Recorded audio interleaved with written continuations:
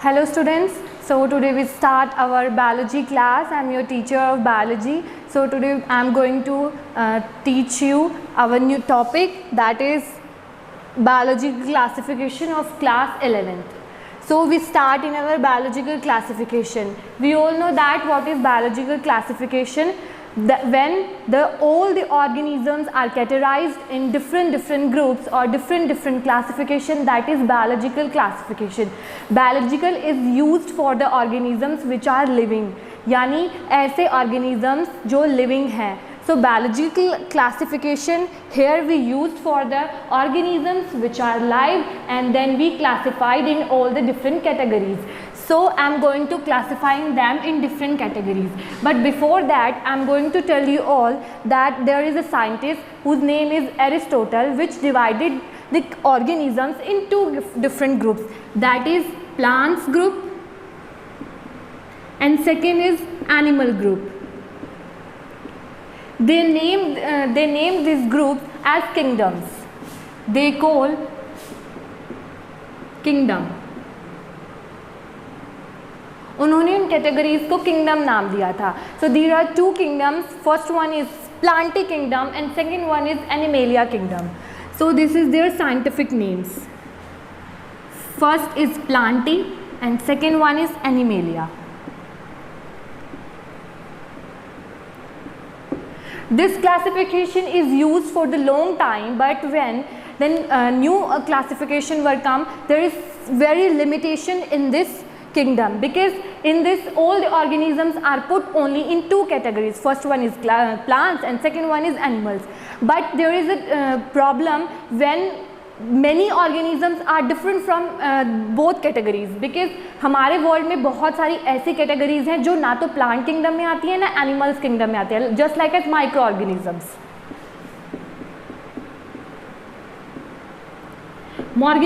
Microorganisms are which we can't place in animal or plant kingdom. So this classification has many limitations. So after later there was also a scientist, his name is R.H. Whitaker. So R.H. Whitaker in 1969 proposed also a classification. They categorize all the animals or organisms in 5 kingdoms. This is called hierarchy.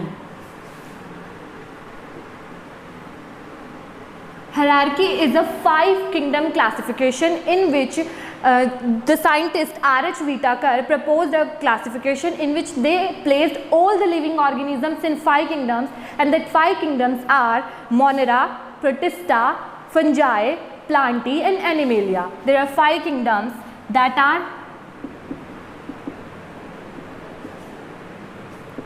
Monera, Protista, Fungi, Plantae and Animalia. So in these 5 kingdoms, he put all the living organisms in different categories. In kingdom Monera, he put bacteria. In Protista, he put the microorganisms which are like spirophytes, dinoflagellates. In fungi, he put all the fungi classes in fungi kingdom. And in Plantae, all the living plants, all the green plants, blue-green plants, every plants which come under plants category, he put in Plantae kingdom. And then Animalia. Animalia is just about human beings and the organisms which have locomotion like humans, and all the living, all the mammals are put in Animalia kingdom. So in Monera, so first we study about Monera kingdom. Before that I want to tell you something. जब R.H. Whitaker से पहले Aristotle की kingdom आई थी, उन्होंने जब 2 kingdoms दिए थे, Plantae और एनिमेलिया, जब फंजाई की डिस्कवरी हुई थी, because fungi is a different organism from plants and animals, that why they can't put in both kingdoms plant and Animalia. So that's why they make a different group for fungi. They make different kingdom for fungi, that is kingdom fungi. So R.H. Whittaker proposed 5 kingdoms: Monera, Protista, and Plantae, Animalia or Fungi.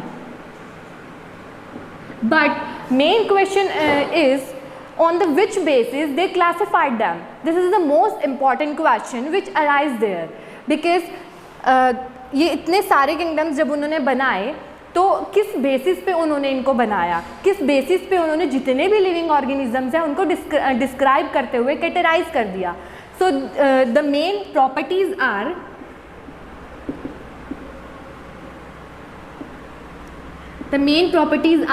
जो main properties थी जिसके basis पे उन्होंने जितने भी living organisms हैं उनको classify किया था, वो प्रॉपर्टीज थी. First is cell wall, second is nuclear membrane,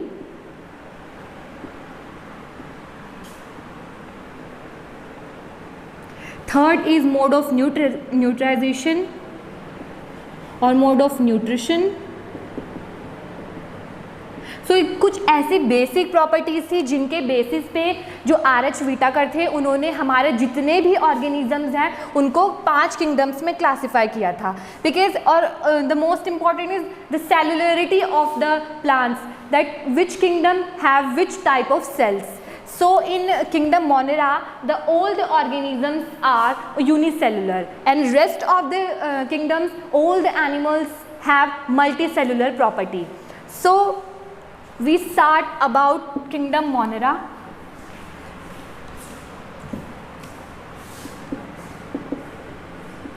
Kingdom Monera.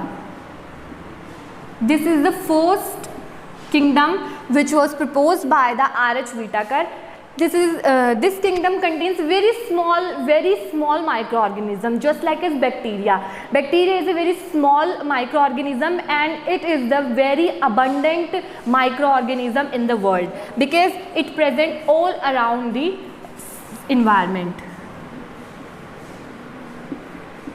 हम जानते हैं बैक्टीरिया के बारे में, हमारे चारों तरफ हमारे सराउंडिंग्स में जो प्रेजेंट होता है that is very small microorganism and हम उसे बैक्टीरिया बोलते हैं. For example we took a handful of soil, so there is 1,000 of bacteria in soil.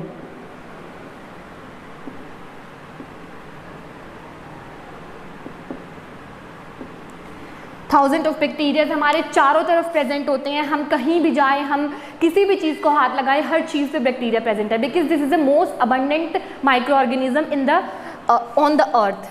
So if bacteria is placed under kingdom Monera then it is very important to classify it also. So bacteria is also categorized into 4 groups,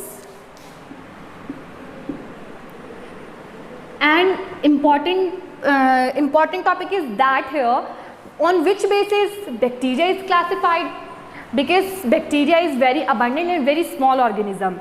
So उन्हें हम naked eye से नहीं देख सकते. That why we use microscopes and very little things to see them.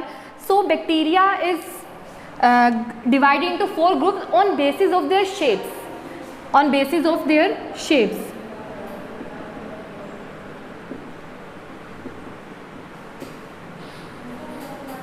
So shapes को ध्यान में रख के जब उनको 4 कैटेगरीज में डिवाइड किया गया तो वो 4 कैटेगरीज थी. First is spherical, second is coccus, third is comma and fourth is spiral.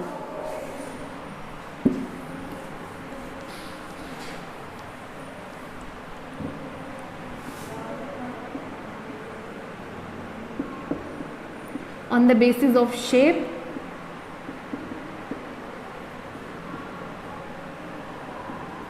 तो इनको 4 कैटेगरीज में डिवाइड किया गया था.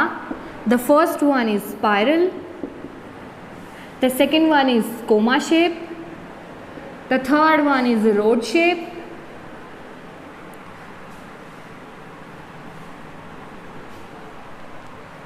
and is spherical.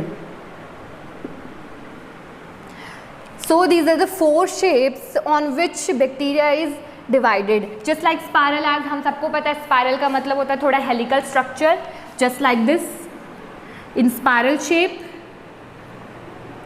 Coma is जो हम अपनी इंग्लिश के पंचुएशंस में यूज़ करते हैं, just like this. Rod shape is like this and spherical is like circle or just like a spherical cocos is shape. So these are the 4 shapes on which bacteria is classified. The next one is about their mode of nutrition. अगर कोई living organism है तो सबसे important बात है कि वो वो सर्वाइव करने के लिए खाना तो खाएगा ही. तो the most important is mode of nutrition, that कि बैक्टीरिया जो है उसका मोड ऑफ न्यूट्रिशन किस टाइप का है, वो किस तरीके से खाना खाता है, वो हिटोट्रॉफिक है, ऑटोट्रॉफिक है, कीमोसिंथेटिक है, वो किस तरीके से, वो फोटोसिंथेटिक है, नॉन फोटोसिंथेटिक है. तो बैक्टीरिया जो है वो ऑटोट्रॉफिक भी होता है और हिटोट्रॉफिक भी होता है. कीमोसिंथेटिक ऑटोट्रॉफ होता है,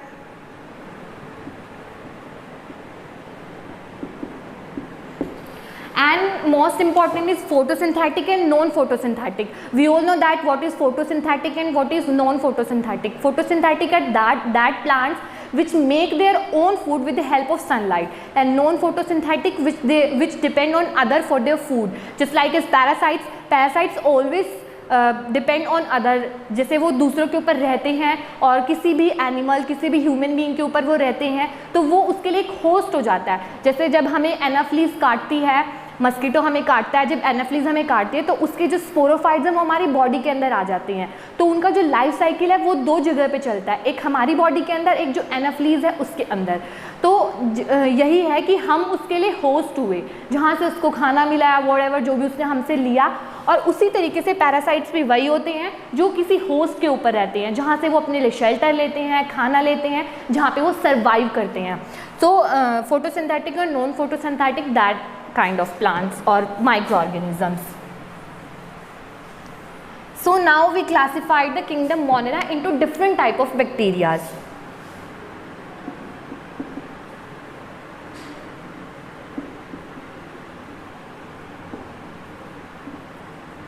अगर हमने बैक्टीरियाज को किसी किंगडम के अंदर रखा है तो हमें उनको भी क्लासिफाई करना ज़रूरी है कि बैक्टीरिया कितने टाइप्स के हैं और वो किस किस तरह की क्लासिफिकेशन के अंदर हम उसको कैटेगराइज कर सकते हैं.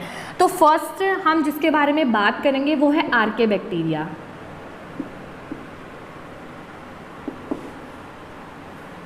आर्के bacteria, this is very special type of bacteria. अब यहाँ पे क्वेश्चन अराइज होता है, why is this bacteria is very special. This is very special because of their cell wall, क्योंकि इसकी जो सेल वॉल है वो इतनी डिफरेंट है जितनी बाकी बैक्टीरिया के अंदर नहीं है. और इसी वजह से इसकी सेल वॉल जो है वो इतनी स्पेशल होने की वजह से ही ये बहुत ही अलग कंडीशंस, रीजन्स, एरियाज़ के अंदर एग्जिस्ट कर सकता है. जो आर्के बैक्टीरिया है वो हम बोल सकते हैं हॉट स्प्रिंग्स के अंदर रहता है. हॉट स्प्रिंग्स हम सब जानते हैं. What are hot springs? Hot springs are that where temperature is very high, मतलब बहुत गर्मी होती है जहाँ और टेम्परेचर बहुत ज़्यादा हाई होता है. So hot springs are that kind of areas. And जहाँ पर हॉट स्प्रिंग्स होते हैं हम उनको थर्मो एसिडोफाइल्स बोलते हैं. जो बैक्टीरिया हॉट स्प्रिंग्स के अंदर प्रेजेंट होते हैं हम उन बैक्टीरियाज को थर्मो एसिडोफाइल्स बोलते हैं.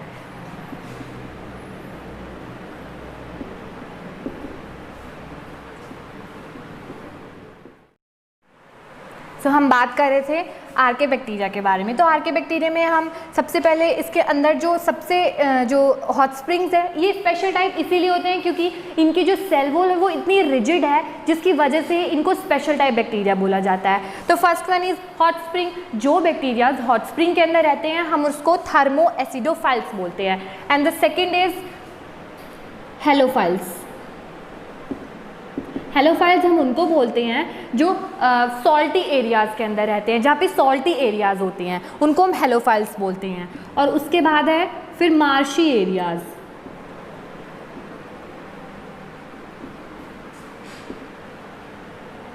मार्शी एरियाज़ में जो बैक्टीरिया रहते हैं हम उनको मिथोजेंस बोलते हैं। मिथोजेंस हम उनको इसीलिए बोलते हैं क्योंकि जो मिथोजेंस होते हैं वो रूमिनेंट एनिमल्स जो होते हैं जस्ट लाइक काउ, बफेलो, उनकी गट के अंदर प्रेजेंट होते हैं। जैसे हम जानते हैं हम काउ डंग से जो बायोगैस बनाते हैं, जो मीथेन गैस बनाते हैं, हम वहाँ पे रहने वाले जो बैक्टीरियाज होते हैं हमको मिथोजेंस बोलते हैं।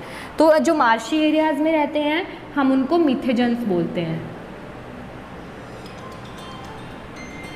सो मिथोजेंस, मार्शी एरियाज़ में रहने वाले हमारे जो जितने भी हैं वो मिथोजेंस हैं।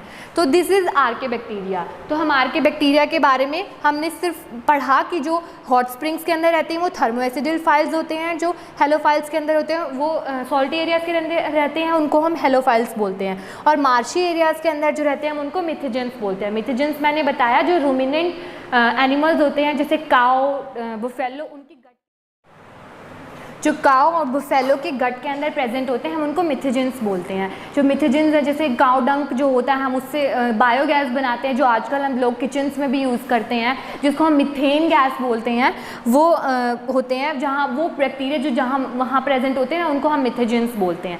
तो ये था सारा हमारे आर्के बैक्टीरिया के बारे में।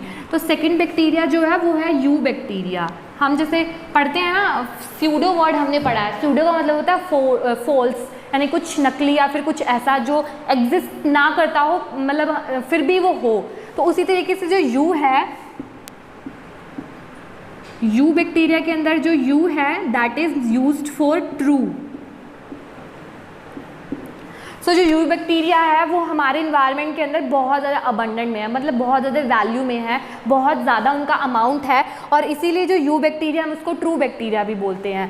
सो जो इसकी यू बैक्टीरिया है उसके अंदर सेल वॉल जो है वो बहुत रिजिड होती है, और अगर मोस्ट इम्पॉर्टेंट थिंग इज़ अगर वो मोटाइल है, इफ़ दिस इज़ मोटाइल, तो उसके अंदर एक उसको मूवमेंट करने के लिए एक स्ट्रक्चर प्रेजेंट होता है जिसको हम फ्लैजिलम बोलते हैं, जो उसको हेल्प करता है मोटिलिटी में, उसकी मोटिलिटी में जो उसको हेल्प करता है उसको हम फ्लैजिलम बोलते हैं। सो अब बात होती है कि यू बैक्टीरिया कितने टाइप्स की होती है, यू बैक्टीरिया कौन सी होती है। हमने पढ़ा है बीजीए के बारे में, that is blue green algae, जिसको हम सियानो बैक्टीरिया भी बोलते हैं। तो cyanobacteria is a type of bacteria जिसको हम नाइट्रोजन फिक्सिंग बैक्टीरिया भी बोलते हैं। हम उसे क्यों बोलते हैं नाइट्रोजन फिक्सिंग बैक्टीरिया? क्योंकि सियानो बैक्टीरिया जो है हम उसको जिसको बीजीए भी बोलते हैं, यानी ब्लू ग्रीन एल्गी, यानी उसके अंदर कुछ अलग कम प्रॉपर्टीज़ भी हैं और कुछ ऐसी प्रॉपर्टीज़ भी हैं जो ग्रीन प्लांट्स के अंदर होती है। जैसे ग्रीन प्लांट्स के अंदर क्लोरोफिल ए प्रेजेंट होता है, उसी तरीके से बीजीए के अंदर भी क्लोरोफिल ए प्रेजेंट होता है, और वो फोटोसिंथेटिक ऑटोट्रॉफ होती है, यानी वो अपना खाना खुद भी बनाती है और किसी और के ऊपर डिपेंड भी होती है। तो सियानो बैक्टीरिया जो है हम उसको नाइट्रोजन फिक्सिंग बैक्टीरिया भी बोलते हैं।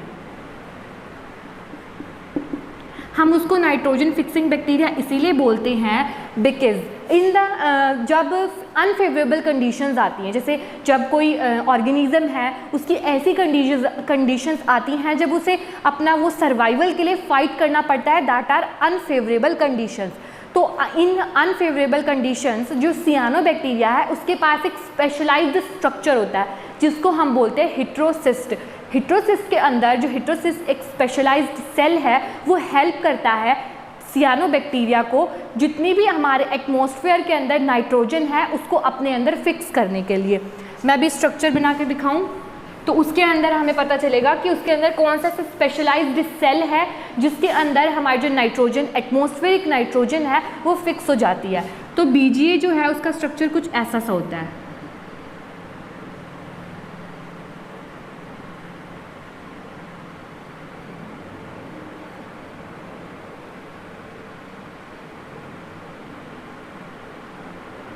कुछ इस तरीके का।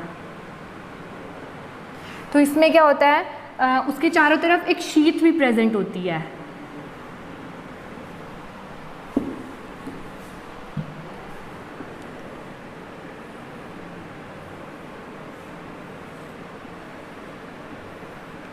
तो इसके चारों तरफ एक शीट प्रेजेंट होती है जिसको हम म्यूसिलेजिनस शीट बोलते हैं,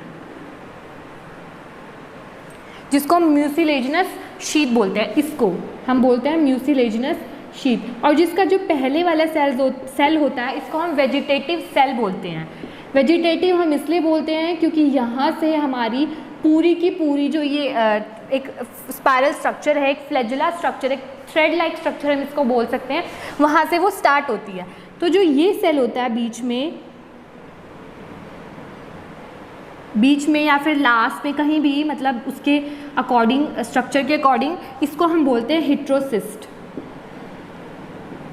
ये एक स्पेशलाइज्ड सेल होता है सियानोबैक्टीरिया के अंदर जो उसको हेल्प करता है अनफेवरेबल कंडीशंस के टाइम पे, ताकि वो जो नाइट्रोजन है वो उसको अपने आप के अंदर फिक्स कर सके और टाइम आने पे उसको यूज़ कर सके। और ये हमारी जो रूट्स हैं, हमारे जो क्रॉप्स हैं, हमारे जो प्लांट्स हैं, उनके जो रूट्स हैं उनके अंदर नाइट्रोजन को भी फिक्स करने में हेल्प करता है। तो ये तो था हमारा सियानोबैक्टीरिया। दूसरा है chemosynthetic autotroph. Chemosynthetic autotroph bacteria जो होते हैं वो भी बहुत अबंडेंट हैं और उनका मेन मोटिव क्या है कि वो ऑक्सीडाइज करते हैं बहुत सारे कंपाउंड्स को, जैसे नाइट्रेट्स हैं, नाइट्राइड्स हैं, अमोनिया है। इनको बनाने में वो हेल्प करते हैं, इनको ऑक्सीडाइज करते हैं। और मेन इंपॉर्टेंट बात ये है कि वो एटीपी यानी एडिनोसाइन ट्राइफॉस्फेट जो हमारा एनर्जी प्रोडक्ट है उसको बनाने में भी हेल्प करते हैं, एटीपी को बनाने में, एटीपी की प्रोडक्शन में। और कुछ ऐसे साइकिल्स है जिसके अंदर, जैसे नाइट्रोजन, फॉस्फोरस, इन सारे साइकिल्स के अंदर भी। उसके बाद हमने बात की अभी कीमोसिंथेटिक ऑटोट्रॉफ बैक्टीरिया। अब हमारे डेली यूज़ में कुछ बैक्टीरियाज भी यूज़ होते हैं, उनको हम हेटेरोट्रॉफ्स बैक्टीरियाज बोलते हैं। जस्ट लाइक हमारा एग्जाम्पल लेके चलते हैं, हमारे डेली यूज़ का एग्जाम्पल है। जैसे हम जब कर्ड, मिल्क से कर्ड बनाते हैं, यानी the process of turning the milk into the curd, this process is called, जिसके अंदर हमारे दही बन जाती है लास्ट में। हम सब अपनी डेली लाइफ में यूज़ भी करते हैं। तो वो जब हम जैसे उसे बनाते हैं, दूध गर्म करते हैं, बॉईल करते हैं, उसके अंदर बहुत मतलब डालते हैं, तो वो दही बन जाती है सुबह तक। पर ये भी तो है, सबसे इम्पॉर्टेंट चीज़ क्या है जिसकी वजह से जो हमारा जो मिल्क है वो कर्ड में कन्वर्ट हो जाता है, वहाँ पे सबसे इम्पॉर्टेंट रोल जो प्ले करता है वो है बैक्टीरिया। उस बैक्टीरिया का नाम होता है लैक्टोबैसिलस।